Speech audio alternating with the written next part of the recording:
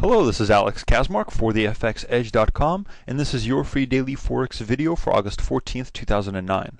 One reminder before I begin, the purpose of this free daily video is education and not an alert service.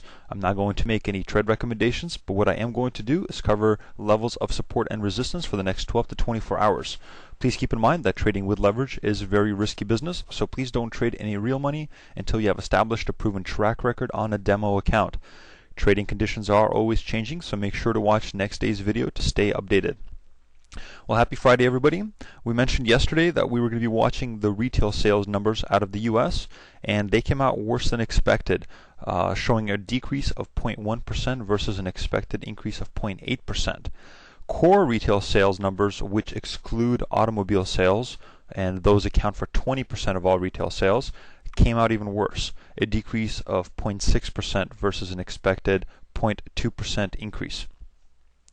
Not much of a reaction as I would have expected from those numbers. However, it could be delayed as the market is still trying to decide which way to take the dollar. Equities remain mixed on the news as well. It seems that the Dow isn't able to close above the 9,400 level. Today, we'll see what happens. We're about an hour away from the close. If you look at the equities real quick, I want to show you a graph of the equities. Hang on with me here, please.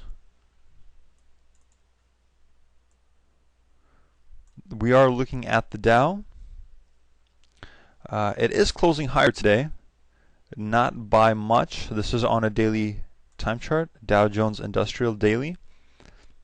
I don't know if you can see here, I'll make it a little bit bigger. But we are etching out another pivot low. This was the pivot high from the 6th, and this is the next pivot high from yesterday. So as long as we close below this, bearish on the Dow, and hopefully we'll be able to find more strength in the dollar on the break below the 9,200 level, and I'll cover that over the next few minutes here. Let's get back to our euro dollar. We are looking at the euro dollar daily time graph. Currently trading at an exchange rate of 1.4282. Going into the last trading day of the week, we're going to find first level of resistance between 143 and 143.25. Consider those two levels as one, as this wick wasn't able to break above the 143.25 level, close below the 143 level. So I do anticipate perhaps quite a bit of selling here if the euro decides to go higher. Above these two levels, we're going to find resistance at 144.50, which would be these past week's highs. First level of support is going to be found at 142.30. Followed by 141, a 140.60, and 140. Let's take a look at the pound dollar. Currently trading at 165.73. We're going to find first level of resistance at 166.66, followed by 167.20, followed by 170. First level of support for the pound is going to be found at 164.25.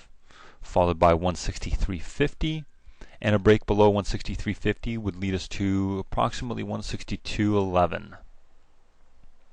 Next up is the dollar yen on the daily time graph. Currently trading at 95.38. First level of resistance is going to be found at 95.80, followed by 96.50, 97 even, and 97.76. First level of support for the dollar is going to be found at 95.22, followed by 95 and 94.50. As you can see, a lot of these support and resistance lines are still from a couple of days ago. As the market remains undecided, we are sticking within certain ranges, which is why we had a perfect bounce off the 95 level and it closed above 95.22. Let's take a look at the dollar Swissy. Still remaining in a downtrend. Currently trading at 107 even. First level of support is going to be found at 106.72. Also the level that we drew several days ago, followed by 106.50 and 105.75. Our first level of resistance is going to be found at 107.50, followed by 108. Above that, we're going to see 108.82 and 109.33. Important part here is I drew this trend line. Let me zoom out to show you. Quite a few days ago. So a close above that trend line would lead us to believe that the dollar is going to continue to appreciate, but we really have to see what happens over the next few days. We might continue to consolidate between the 105 level and the 108.80 level before any specific breaks either to the upside or to the downside. Let me show you something on the euro dollar. I drew another trend line coming down this way, so perhaps what we'll see over the next few days is either a further consolidation between this trend line and this down trend line. One thing I do like is if we draw a Fibonacci retracement to the low of 2 days ago, we're going to see that we're still yet to close above the 61.8% retracement, which would continue to the downside. A break above this level would make me believe that the euro is going to start, is going to continue to trend up as we've seen over the last few weeks. If you'd like a more detailed analysis with potential trade opportunities, please join us in the member section where we cover our 2 strategies and further analysis. This has been Alex Kaczmarek for the FXEdge.com free daily Forex video for August 14th, 2009. Until next week, good luck trading and have a great weekend.